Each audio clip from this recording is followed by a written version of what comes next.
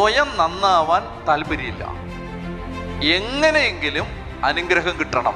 ഈ അരൂപിയുടെ പേരാണ് ജസബൽ അരൂപി. ഇന്ന് നമ്മുടെ ഇടയിൽ പ്രവർത്തിച്ചു കൊണ്ടിരിക്കുന്ന അതിശക്തമായ അരൂപിയുടെ പേരാണ് ജസബൽ അരൂപി. നിങ്ങൾക്ക് മനസ്സിലാവുന്നുണ്ടോ? നന്നാവാൻ താല്പര്യമില്ല. നമുക്കൊരു കുഴപ്പമില്ല. ബാക്കി കെട്ടിയവൻ മനസാന്തരപ്പെടണം, ഭാര്യ മനസാന്തരപ്പെടണം, അവക്ക് അങ്ങനെയാണ്, അവള് ഈ ധ്യാനത്തിന്റെ എല്ലാം പുറകെ പോയിട്ട് അവക്കൊരു മാറ്റമില്ല. നിനക്ക് വല്ല മാറ്റം ഉണ്ടോടാ? നീ മാറിയോ?